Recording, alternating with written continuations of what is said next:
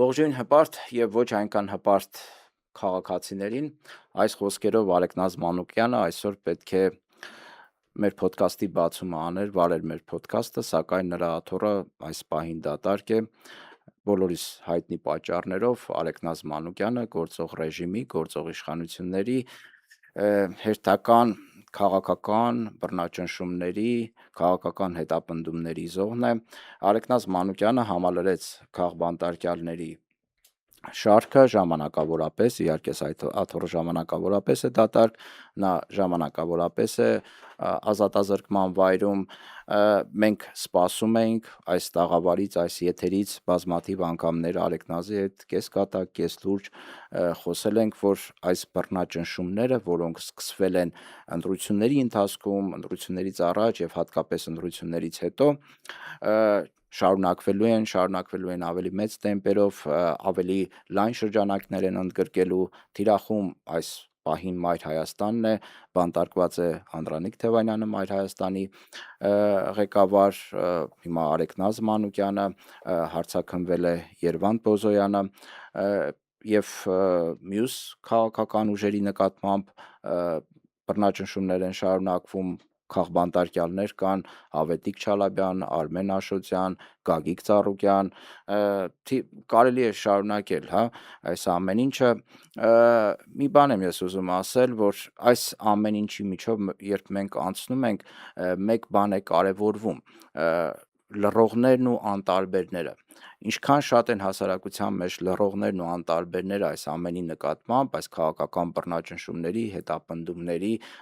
ընդհանրապես այս այլանդակությունների, այդքան ռեժիմները, լինի դա Հայաստանում, թե մեկ այլ տեղ, ավելի այլանդակ են դառնում, ավելի ագրեսիվ են դառնում, երբ հենց հասարակությունը սկսում է չլռել, խոսել, դատապարտել, այդ դեպքում դա կարող է սանձող ազդեցություն ունենալ եւ հաստատ կունենա այդ սանձող ազդեցությունը, մեր բոլորիս պարտքն է խոսել այս ամեն ինչի մասին, դատապարտել, ցույց տալ այն սխալները, այն այլանդակությունները, որը տեղի է ունենում իշխանությունների կողմից,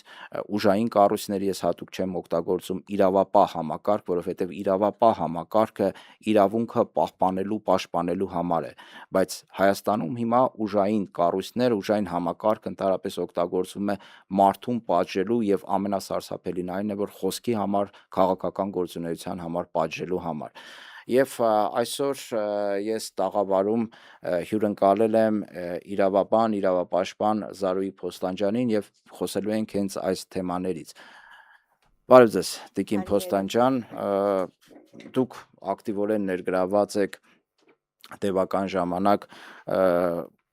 հետապնդվող քաղաքական հետապնդվողների, քաղաքական առումով հետապնդվողների, ընդհանրապես այն մարդկանց իրավունքների պաշտպանությամբ, ովքեր դրա կարիքն ունեն, եւ երևի սկսենք Արեգնազ Մանուկյանից, տեսեք, բավականին մեծ աղմուկ բարձրացավ Արեգնազ Մանուկյանի ձերբակալությունից հետո, այն առումով, որ շատերը չեն հասկանում, թե ինչու նման ձևով խիստ պատժել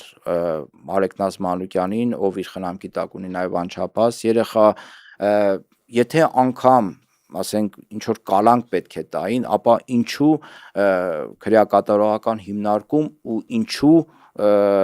սահմանափակել բոլոր շփումները, հաշվի առնելով այն հանգամանքը, որ Արեգնազ Մանուկյանը 2 ամիս մի անգամ կարծեմ խուզարկել են, հետո հարցաքննել են, որևէ գործողություն չեն արել ու հանկարծ նման խիստ ձևով իրեն պատժում են, բանտարկում են, շփումները սահմանափակում են, տպավորություն է, որ բռնել են ամենավտանգավոր հանցագործին։ Բռնել են ոչ թե ամենավտանգավոր հանցագործին, այլ ազդեցիկ խոսք ունեցող մարդուն, ով իր սեռական պատկանելությունը կանանց սեռին է եւ կանանց խոսքի այդ տարածման հետ կապված իրենք խնդիր են տեսնում։ Գիտեք, հիմա ես ընդհանրապես կարծում եմ, որ կին եւ տղամարդ հավասար են օգտվելուց իրավունքներից եւ քաղաքականության մեջ, բայց այնուամենայնիվ տղամարդիկ կարող են ինչ որ չափով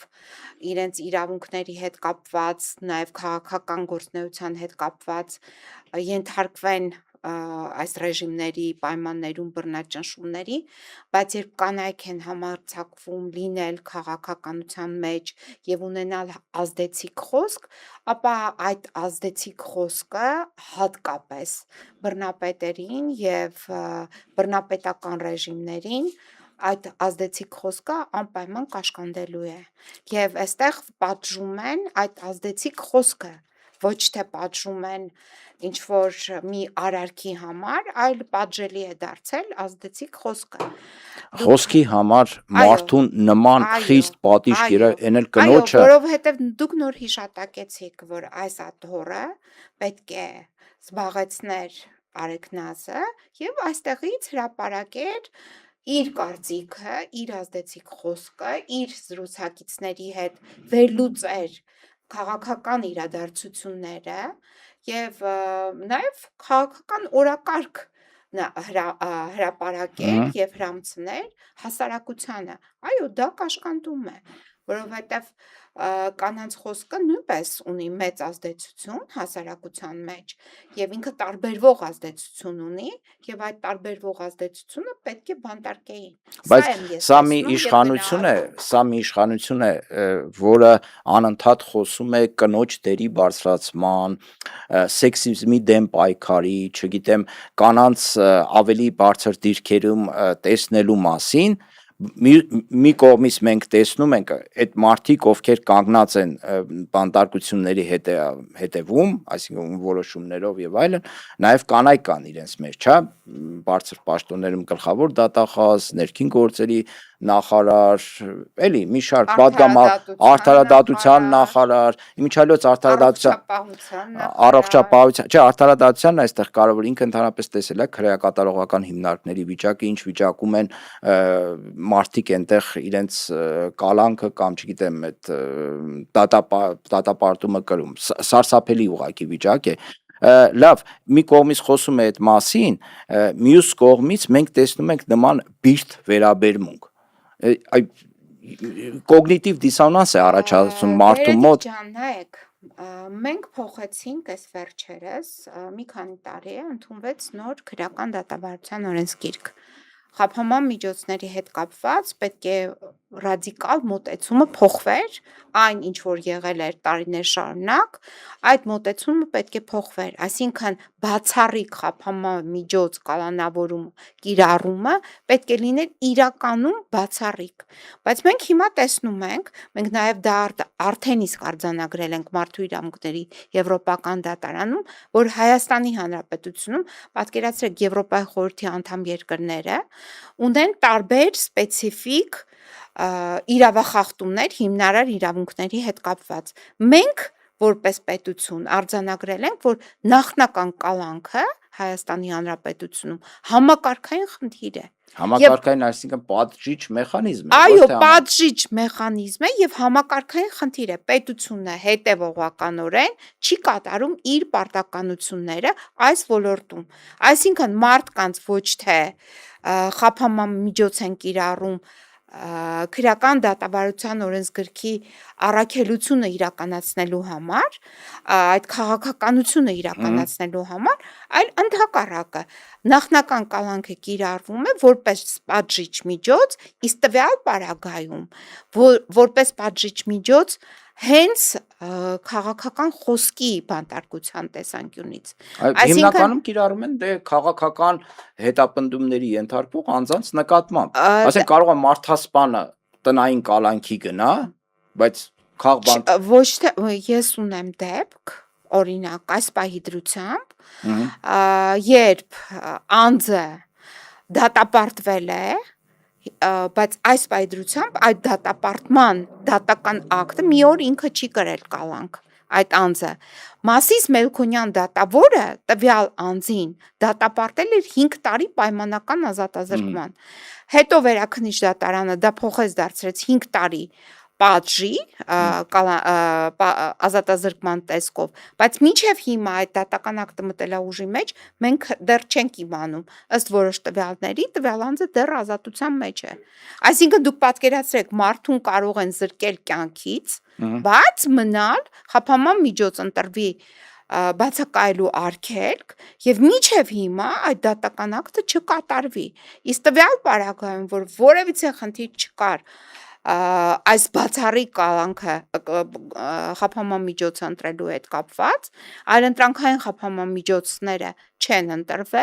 ընտրվել է այս բացառիկ խափանման միջոցը։ Սա թույլ է տալիս ենթադրելու, որ սա ուղղակի շատ կոշտ պատիժ կիրառելու կոշտ միջամտություն է մարդու հիմնարար իրավունքներին եւ այս կոշտ միջամտության մասին մենք ունենք արդեն արձանագրված բացասական վարքագիծ մարդու իրավունքների եվրոպական դատարանի կողմից։ Դա ֆիքսված է եվրոպական Այո, դատարանում։ մենք հիմա ունենք տարիներ շարունակ նախնական կալանքը կիրառվում է ոչ թե որպես բացառիկ միջոց, այլ հենց բոլոր անցանկալի մեղադրյալների նկատմամբ կիրառվում է այդ նախնական կալանքը, որը տևական է նաև։ Օրինակ սրբազանները սրբազանները, 6 օրինակ ամսից 7 ամիսը Վարդան Ղուկասյանը, օրինակ այլ անձինք Գյումրիում Ռոբերտ Քոչարյանը տալուց ավելի եթե չեմ սխալվում կալանքի նախնական կալանքն է, այո, դրանք բացառիկ պետք է լինեն եւ բացառիկ նաեւ կապված լինեն մասնավորապես, ես այդպես եմ կարծում, մասնավորապես բռնության հետ կապված հանցագործությունների այդ համատեքստում։ Այսինքն հասարակության համար ինքը վտանգ ներկայացնում է, հետեւաբար կալանավորը մարդա սպան է, չգիտեմ, մանկապիղծ է, տերորիստ է եւ այլն։ Բռնության հետ կապված, որ անմիջական իր շփումը, այսինքն իրեն հասարակությունից մեկուսացնելը այդպիսի կարևոր պայմաններում, ինչպիսին է բանտախուցը, դա պետք է լինի բացառիկ եւ պետք է լինի հիմնավորումներ։ Եվ հիմնավոր կասկածի հետ կապված, հիմա Արեքնազի հետ կապված եւ Թևանյանի հետ կապված, ես այդ հիմնավոր կասկած հասկացությունը համենայն դեպս իրենց կողմից տարածված հաղորդագրության մեջ ես դա չտեսա, որովհետև դա հնարավոր չէր հասկանալ այդ իրենց կողմից տարածված հաղորդագրությունից, որ արկա է հիմնավոր կասկած։ Ես ինքս թվում է իրենք հասկացել են ինչ են գրել։ Հիմա մեկը Վանաձորից գոռացել է, մյուսն էլ ասել է գրեք մի բան։ Այո, ես էլ եմ այդ կարծիքը ձեր կիսում։ Տեսեք, ես ինքս եղել եմ падգամավոր։ Այո, մենք ունենք հատուկ պարտավորություն հրապարակել պետական գաղտնիքը, որը մեզ հասանելի է դառնում որոշ փաստաթղթերի միջոցով։ Բայց դրա վրա Տիկին Փոստանջյան գրած է, չէ՞ որ պետական գաղտնիք է, թղթապանակ, թուղթ եւ այլն։ Բացի այդ, որ գրված է, նաեւ այդ պահին, որ դու պետք է ծանոթանաս, դու այդ պարտավորությունը ստանձնում ես համապատասխան գործառույթներով։ Այսինքն, եթե ժողով է ինչ որ եղել ազգային ժողովում եւ քննարկում է եղել, նիստ է եղել, փակ նիստ է եղել, թե ինչ քննարկում է եղել, ես չեմ կարծում, որ այնտեղ ինչ որ մեկը բերել է փաստաթուղթ, ներկայացրել համենայն դեպս իմ հարցումները հետեւյալը պարզեցին, որ որևիցե փաստաթուղթ, որ սա գաղտնի փաստաթուղթ է, ներկայացվում է ձեզ ծանոթանալու համար եւ դու դրա համար պարտավորվում ես, ստորագրություն ես ներկայացնում, որ չես հրապարակել նման գործառույթներ, նման փաստաթուղթ համենայն դեպս չի ներկայացվել որևիցե падգամավորի Գեղամ Մանուկյանը բազմաթիվ անգամներ վերջերս էլի կրկնեց, որ մասնակցել է դե բնականաբար ինքը այդ նիստին Հայաստան Դաշինքի նախաձեռնությամբ էր նիստը տեղի ունեցել, ասում են այնտեղ որևէ բան չկա, որը կարող է համարվել պետական չի քննարկվել, որը կարող է համարվել պետական գաղտնիք։ Նայեք, դա ընթացակարգով է։ Այսինքն բերել են, ներկայացրել են որևիցե փաստաթուղթ, ենթադրենք, ով է ստորագրել այդ փաստաթուղթը, որ պետական գաղտնիք է, ինքը ծանոթացավ եւ չի հրապարակելու։ Նման բան չի եղել։ Եվ հետո եկեք մենք այսօր ապրում ենք տեխնիկական այնպիսի զարգացվածության փուլում, ինչպես ասում էր դասականը, այսպես ասենք ճակերտավոր, որ որևիցե մեկը ձեր հեռախոսների գաղտնալսումներ են, թե ձեր անձնական տվյալները բոլոր տեղերում գրանցված են, հիմա այդ կոդավորումը, որ հեռախոսների պետք է տեղի ունենա, դա որևիցե կերպ չի կարող ազդեցություն ունենալ, քանի որ դուք առանց դրա էլ արդեն իսկ տարբեր տեղերում գրանցվել եք։ Լսում ենք առանց դրա էլ տեսնում ենք։ Հիմա եկեք այդ ժողովին անդրադառնանք։ Ուրեմն մի հատ դրոն թռցնելը մոտավորապես արժե 100,000 դրամ։ Եթե կարող են դրոն թռցնեն, չգիտեմ այդ ժողովը քանի ժամ է տևել, մի ժամ, 2 ժամ, մի ժամ, 2 ժամ է դրոնը տեղ պտտվեր, սպասեր, լսեր, ձայնագրեր այդ ամեն ինչը եւ այդ ծառայությունը ընդհանրապես պետք է արժանար 100,000 դրամ։ Կամ $1,000, ոչ 620։ Հիմա եթե մի մարդ ում հետաքրքիր է այդ ժողովի տեղեկատվությունը, եթե կարող է դա ինքը ձեռք բերել ընդհանրապես 100,000 դրամով, ինչու պետք է իրենց ասած այդ գումարը վճարեր։ Եկեք տրամաբանենք, էլի։ Այսինքն եթե ինչ որ մեկը կարող է դրոն թռցնել եւ ձայնագրել, այստեղ էլ նույն ձևի։ Կարող ենք հիմա մի հատ դրոն այստեղ դնեն եւ մենք ինչ խոսում ենք, այստեղ քննարկում ենք, կարող է ձայնագրել եւ տանել իրենց համար վերցանեն եւ իրենց հետաքրքրող տեղեկատվությունը ստանան այդտեղից կոպեկներով։ Տիկին Փոստան ջան, խնդիրը նաեւ նրանում է, որ տեսեք դրանից հետո համակարգված ձևով խախտեցին անմեղության կանխավարկածը։ Նախ Անդրանիկ Թևանյանին ձերբակալեցին ընտրարշավի կեսից։ Այսինքն դա թույլ է տալիս ենթադրելու, հիմնավոր կասկած ունենալու, որ դա արվել է ընտրարշավը խափանելու համար։ Միանշանակ։ Դա Այո, ակնհայտ է, ակնհայտ։ Բացի այդ, որ ակնհայտ է, եկեք այդ մինչև Անդրանիկ Թևանյանի ձերբակալելը, կալանավորելը, դրա բնակարանը, այսինքն անձնական տարածք մուտք գործելը, մինչև այդ գործողությունները մենք լսել ենք անոնսը։ Դե 2 օր անցավ դրա անոնսից հետո 2 օր անցել է։ Այսինքն մենք լսել ենք անոնս հայտարարություն, որը կատարվել է Հայաստանի Հանրապետության վարչապետի պաշտոնը զբաղեցնող անձի շուրթերից, որից հետո նոր տեղի են ունեցել այս իրադարձությունները։ Այդ ինչպես է եղել, որ այդ տեղեկատվությունը հասանելի է եղել այդ անձին, ով որ այդ պաշտոնն է զբաղեցնում։ Մենք հասկանում ենք, որ այստեղ կա խնդիր։ Այսինքն, եթե անոնս է տրվում, այսինքն հասկանում ենք, չէ, որ մեկը մյուսի հետևից տեղի են ունեցել գործողություններ, որոնք նախապես պլանավորվել են, իրականացվել են, հիմա նույնը Արեգնասի հետ կապված։ Ու մարդուն բախարակում են այստեղ Տիկին Փոստան ջան, անմեղության կանխավարկածի վրա թքած ունենալով, բայց падգամավորներ, պաշտոնյաներ, հա, քարոզիչներ իրենց, միանգամից պետական դավաճան, չգիտեմ, պետական գաղտնիք վաճառ, լավ, ինչքան կա, եթե մարդ տեսնում է, որ այդ բարձր պաշտոններ զբաղեցնող մարդիկ նման վերաբերմունք ունեն օրենքի օրինականության մարդու պատվի արժանապատվությանը, լավ, մյուսները ինչ անեն։ Այսինքն մենք ապրում ենք մի իրավիճակում, երբ ընդհանրապես օրենքները, սահմանադրությունը, իշխանությունների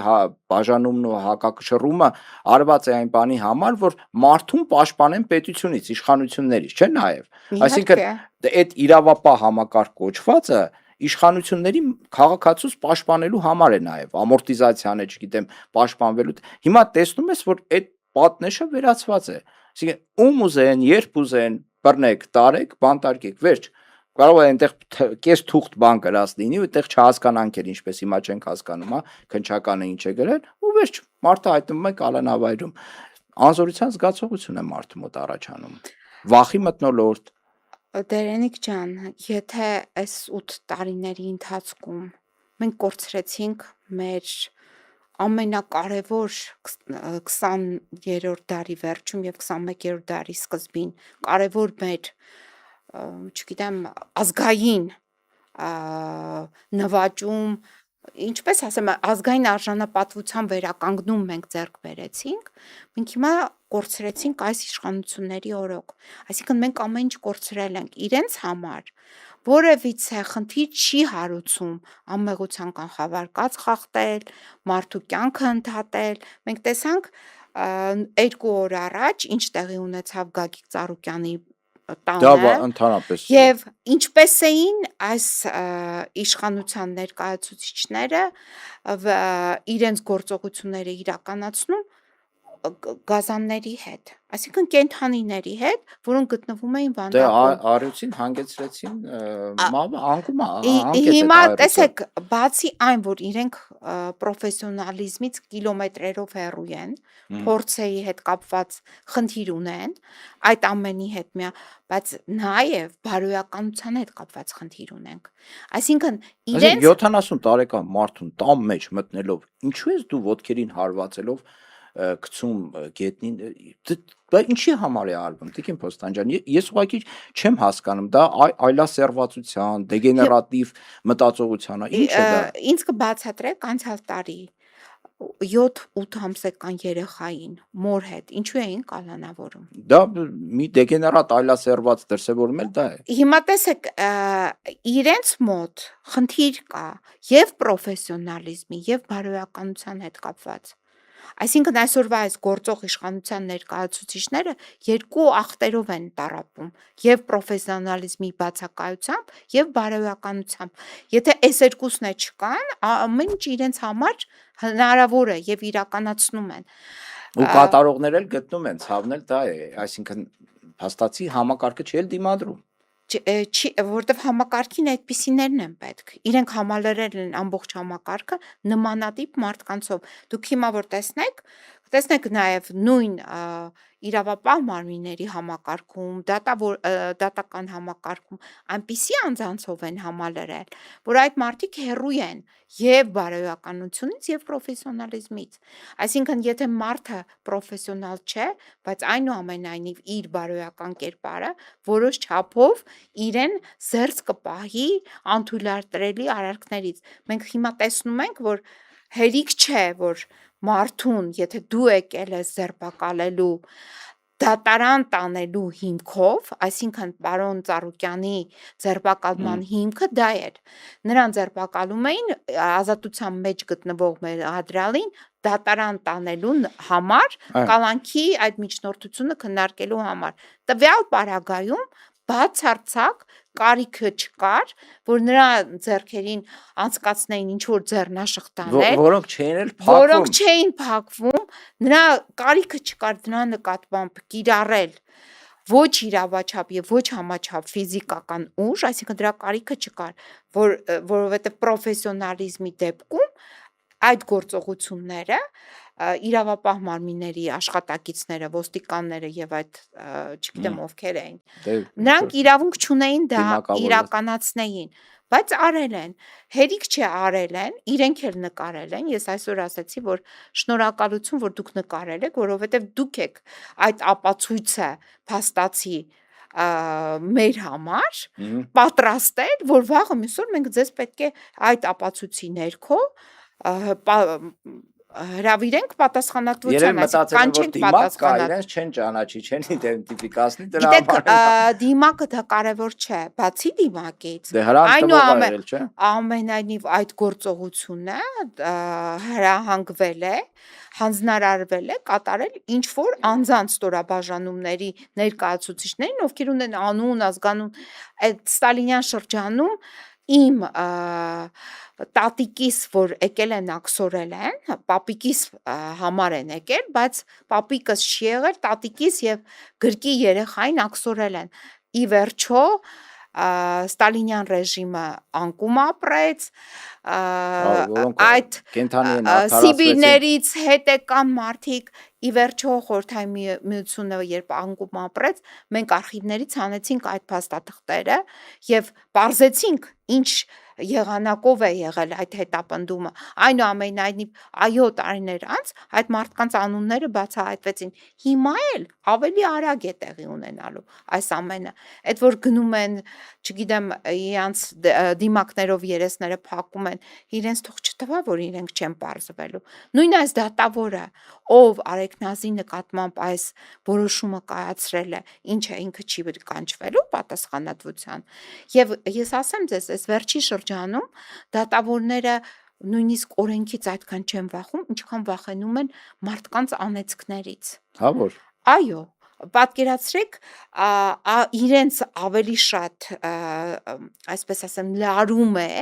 եւ իրենք կաշկանդվում են, երբ քաղաքացիները իրենց անիծում են։ Այո, մի օր էլ այդ անիծքն է գալու իրենց Դե հասնի։ մեկը կառավարությունից է անեցում ու պախարակում, ժողովուրդն էլ իր հերթին ինչ եմ ասում, որովհետև մարդ 8 տարի եղել է 8-ից արդեն ավել տարի իշխանության մեջ է, այս որ երրորդ դեպքն է ընտրություններից հետո կանգնում հայտարարում է, որ դատական համակարգը կոռումպացված է, ով փող ունի կարող է այնտեղ հարց լուծել, այնպեսի անմեղ դեմքի արտահայտությամբ ջղայն նաև ասում են, որ տպավորություն է, որ իրենից չէ, որ պատասխանատվություն պետք է ուզեն այդ ամեն ինչի համար, այլ չգիտեմ, երևակայական, չգիտեմ, նախկին իշխանության ինչ-որ մի ներկայացուցիչ։ Տիկին Փոստան ջան, դուք առնչվում եք դատական համակարգի հետ։ Սա կարող է ճնշում համարվել դատական համակարգի վրա, երբ պետության ղեկավարը հասկացնում է, որ եթե դու Գագիկ Ծառուկյանի հետ կապված օբյեկտիվ որոշում կայացնես արդարադատության տրամաբանության մեջ, դու կարող է համարվես կոռումպացված, չգիտեմ, եռագլուխ հրեշներին ծառայող եւ այլն եւ այլն։ Տեսեք, այսօրվա այս գործադիր իշխանությունը այնքան լայն շրջանակի լիազորություններ ունի, լայն,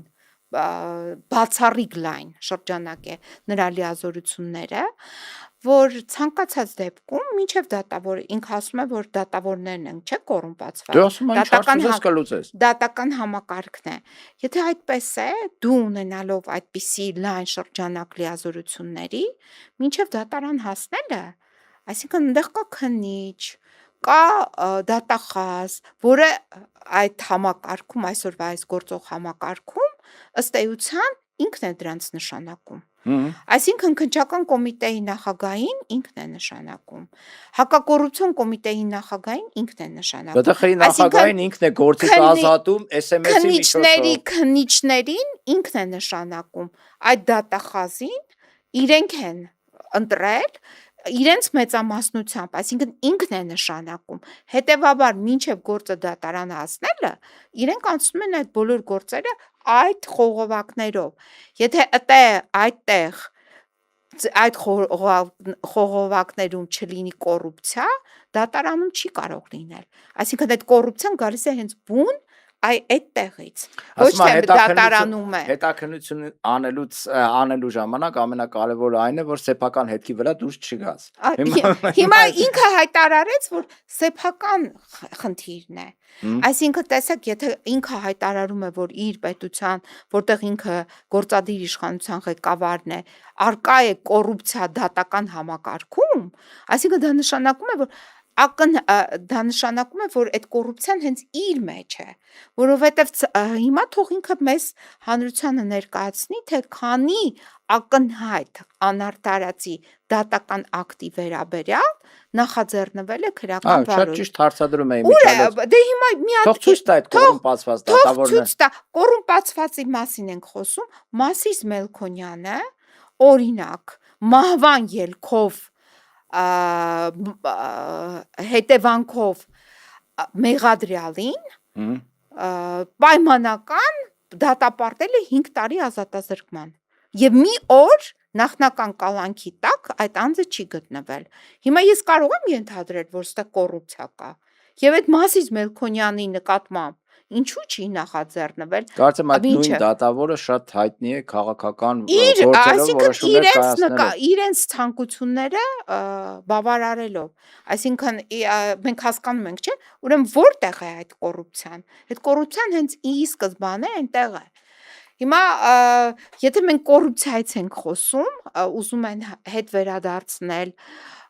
պետությունից վերցվածը եւ այլն, այդ սևերով են իրականացվում։ Ով է ասել, որ քարոզարշավի ժամանակ կարող է մարդկանց սպառնալ եւ կարող է մարդկանց սեփականության իրավունքի նկատմամբ հայտարարություններ անել ոտնձգությունների հետ կապված եւ այդ ոտնձգությունների հետ կապված մենք հիմա տեսնում ենք մեկ էլ Արարատ ցեմենտ գործարանը իրապես փակվել է եւ մարդիկ մնացել են առանց աշխատանքի։ Սեփականություն խլելը մասնավոր սեփականության նկատմամբ ոտնձգությունները արդեն վտանգավոր աստիճանի են հասնում, դա մի այլ կարևոր թեմա է, որովհետեւ դրանով խարխլվում է ամբողջ պետության հիմքը։ Դե հիմա բոլշևիկներն են։ Տեսեք, բոլշևիկները, որ եկել էին, իրենք մշակութային իրենց զարգացվածությունը շատ ցածր էր։ ամբողջ բոլշևիզմի տրամաբանությունը որն էր, որ հարուստներից պետք է վերցնենք, բաժանենք աղքատներին։ Հիմա սրանք նեոբոլշևիկներ են ըստ էության։ Նույն բոլշևիկ, ահա, հիմա փոխվել է 100 տարի Արդեն անց, սմարթֆոն ունեն, բայց իրենք նույն տրոյկաներ հələ չկան, Տիկին Սա Կոստանջյան։ նույն տրոյկան է, օրինակ այսօր, երբ Արեգնազի հետ կապված այս դատական ակտն է կայացվել, այդ նույն տրոյկան է այդ դատավորը եղել, որովհետև ոչ մի ձև դու չես կարող հիմնավորես այդպիսի դատական ակտ, թե հիմնավոր կասկածի հետ կապված, թե մնացած բոլոր կարևոր բաղադրիչների հետ կապված, Արեգնազի կալանավորումը չի տեղավորվում։ Ոչ մի տրամաբանության, բարոյականության, օրինականության շրջանը։ Ոչ մի արդարացում չունի այդ որոշումը։ Հիմա այդ ով կայացրեց, տրոյկայիներից մեկը այս ժամանակակից մոդիֆիկացված տրոյկաներն են այս որոշումները կայացնում։ Տիկին Պոստանջյան, ամփոփենք, ինձ մեկ հարց է հետաքրքրում, որ առնչվում ես արդեն մոտիկից, այդ քրեակատարողական հիմնարկների դատարաններում այդ խցեր կան, որտեղ պահվում են, չէ, Դա խայտարակություն է։ Դա ես բազմաթիվ բողոքներ եմ լսում, որ դա մարդու արժանապատվությունը նվաստացնելու, խոշտանգելու մարդուն ուղված դրսևորում է նման խցեր պահելը, նման ազատազրկման այդ ինչ են կոչվում, չգիտեմ, այդ քրեակատարողական հիմնարկներում, դատարաններում։ Եվ քրեակատարողական հիմնարկներում, եւ դատարանների այդ ներքևի նկուղային հատվածում կահավորանք ասենք, թե կահավորանք այնտեղ չկա, այդ բոլոր խցերը ուղղակի անհամապատասխան են այն նվազագույն ստանդարտներին, որը մեր պարտավորությունն է որպես Հայաստանի Հանրապետություն։ Մենք ունենք բազմաթիվ զեկույցներ քրեակատարողական հիմնարկների անմխիթար վիճակի վերաբերյալ, եւ այդ անմխիթար վիճակում գտնվող այդ քրեակատարողական հիմնարկները հիմա այնքան ծանրաբեռնված են այս վերջի շրջանի կալանավորումների հետ կապված, բացի այդ, այնքան մարդու նկատմամբ է ընտրված խափանման միջոց, որը ընդհանրապես պետք չի ընտրել, բացակայում են նաև արդեն բավականին իմաց է տալիս այդ քչությունը, այդ բրասլետ կոչեցյալի, դրանք էլ չկան։ Այսինքն հիմա համատարած մենք կարող ենք ասել, որ բանտարկյալների եւ հետապնդվողների եւ պետության կողմից ռեպրեսիվ մեքենան այդ մարդկանց նկատմամբ միացվածությունը պիկին է հասել եւ պետությունը այդքան այդ ռեպրեսիվ մեքենայի համար չունի հնարավորություններ, չունի բանտախցեր, չունի բրասլետներ, չունի այդքան դատավորներ։ Տեսեք, երբ հոկտեմբերի 20-ին անցյալ տարի տեղի ունեցան Գյումրիի դեպքերը, դատարանները, Շիրակի մարզի դատավորները նոն-ստոպ աշխատել են մի քանի օր շարունակ։ 100-ից ավել մարդեր չէ՞ այդտեղ կալանավորված։ Ուրեմն 40, ես իմ տվյալներով շուրջ 40, այո, 100-ից ավել ձերբակալել էին, 45-ի նկատմամբ ընտրվել էր ազատության, այո, ազատազրկման հետ կապված խափանման միջոց։ Այդտեղ էլ կային կանայք։ 4 կանանց նկատմամբ ընտրվել էր տնային կալանքը, բայց կապ չունի։ Ինչու համար։ Որևիցե ոստիկան չէր ստացել ոչ մի մարմնական վնասվածքներ։ Ով էր տուժել իբրև կոչված այդ զանգվածային անկարգություններից։ Դա, այսպես ասենք, այս ռեպրեսիաների ծիծեռնակն էր։ Ես մարտի 1-ի իրադարձություններից հետո նույնպես ունեմ վիճակագրություն։ Այդ ժամանակ էր, որ զոհեր կային, բայց այդ ժամանակ էր մոտ 45 հոգի կալանավորված։ Այդ ինչպես եղավ, որ Գյումրիում այդ մասշտաբները անհամեմատելի են։ Մասշտաբները եւ բայց մասշտաբներից հետո կալանավորվածների թվերը եւ այսօրվա բակալանավորումները։ Մենք հիմա անընդհատ լսում ենք, որ ինչ որ կաշառքի հետ կապված մարդուն կալանավորել են կամ ռեպրեսիվ մեքենան այս պահի դրությամբ ուղղակի անդադար աշխատում է եւ այդ քննիչները եւ դատավորները եւ նաեւ կալանավայրերը։ Երևի այս պարագայում ճիշտ կլինի իրենց խորհրդան տանք, որ Ամասիայում օրինակ հեռավոր, հա, ցուրտ մի հատ գուլակ սարքեն քաղբանտարկյալների համար, որը տրամաբանական հասկանալի լինի, էլի, Այս տեմպերը ուղղակի սարսափեցնող են, իհարկե սարկազմով են սա ամեն ինչը ասում, բայց սարսափեցնող է, երբ արդեն ելի եմ կրկնում, դու քեզ անպաշտպան ես զգում պետական ապարատի այդ պատժիչ ուժային Դերենիկ ջան, համակարգի իմ հանդեպ։ կարծիքով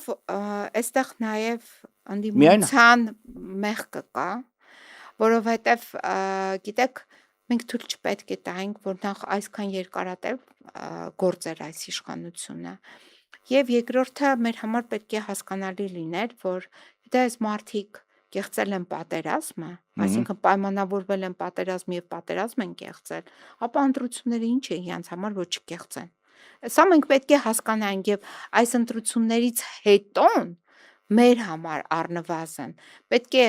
որպես օրակարգ ձևակերպված լիներ եւ դրանից հետո քայլերը պետք է նաեւ մեր համար իրագործելի լինեին։ Հիմա մենք սպոնտան ենք իրավիճակին արձագանքում։ Համաձայն եմ։ Եվ Պարտիզանական այս իրավիճակ է։ սպոնտանությունը մեր համար նաև բարդույթներ է ստեղծում։ Եթե մենք սպոնտան չարձագանքեինք, միգուցե իրենք այսքան ագրեսիվ չէին լինի եւ այսքան համարձակ չէին լինի։ Այսա խնդիր է մեր բոլորիս համար։ Հուսանք հետևություններ կարվի, ինչքան հնարավոր է շուտ, որովհետև այս մամլիչ մեքենան բոլորի վրայով անցնել է։ Բոլորի, իհարկե։ Հիմա մի հատ էլ դրվագ խոսենք, մտնում են մարդկանց անձնական տարածքներ, որտեղ կան երեխաներ, տարեցներ, տունն է։ Որևիցե այդ տարածք գործելուց որևիցե մեկը ոչ մի ապացույց չի կարող այդտեղից ձեռք բերել կամ ունենալ եւ ինչու են մտնում անձնական տարածքներ։ Վախ, սարսափ, նստերմացում, մարդկանց ստորացում եւ հիմա տեսեք, իրենք չեն բավարարվում միայն օրինակ այն մարդով, ով որ խոսեց կամ ով որ գործոն էր, իրենք ասում են, որ մենք ցավ ենք պատճառելու քո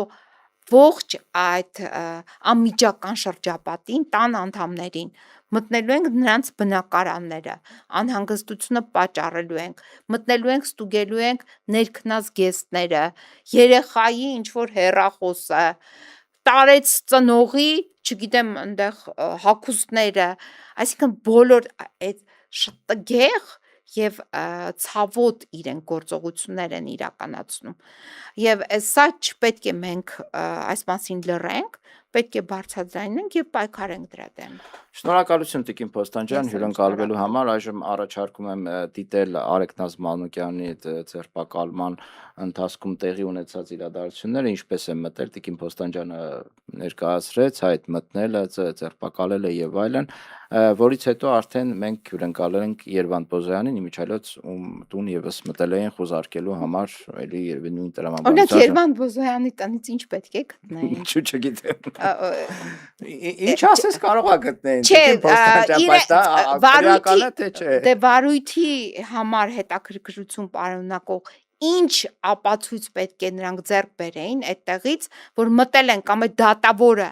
որը տվել է այդ որոշումը, որ մուտք գործեն, օրինակ Երվանդ Բոզոյանի բնակարան։ Այդ դատավորը պետք է մի հատ նայեր, չէ՞, ի վերջո, ում բնակարանն է ուզում խուզարկել։ Մի մարդու, որը ամբողջ իր կյանք իր գործնեությունը այնքան տեսանելի հասանելի է եղել, գիտեք, շատ նույն այդ դատավորները, որ տենց դակել են այդ որոշումները, որ մտել են մարդկանց բնակարաններ, այդ դատավորները նույնպես պետք է կանչվեն պատասխանատվության։ Այո, օրենքի առաջ օրինականության շրջանակներում։ Շնորհակալություն Տիկին Փոստանջյան հետաքրքիր զրույցի համար։ Նայենք այդ ռեպորտաժը, հետո արդեն հյուրընկալենք Երվանդ Բոզոյանին։ Շնորհակալություն։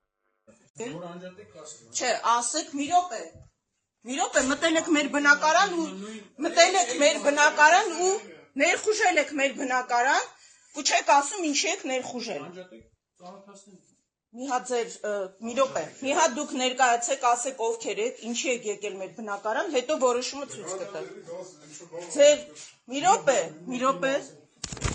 Մի խլեք ինձանից իմ հեռախոսը։ Անջատեք։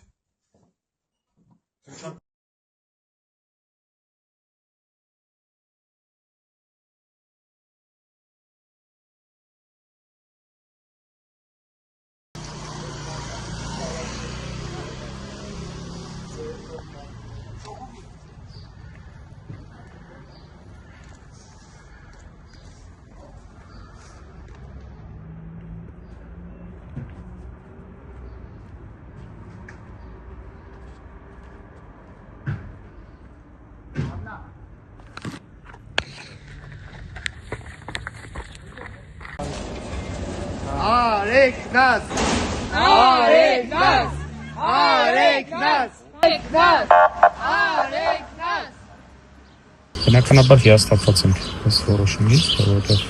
որոշման կապակցությամբ, որովհետև այն ընթացքը, որ ուներ դատական process-ը, այլ բանի մասին էր խոսում։ Պաշտպանության կողմը բնականաբար դիտարկումները ներկայացրել էր, թե հանցանք կատարելու հիմնավոր կասկածի բացակայության վերաբերյալ եւ թե խափանման միջոցների կիրառման հիմքերի վերաբերյալ։ Բայց ցավոք սրտի դատարանը հաշվի չի առել այն ողջ դիտարկումները, որոնք մենք ներկայացրել ենք։ Քննարկվել է այլընտրանքային խափանման միջոցների կիրառումը,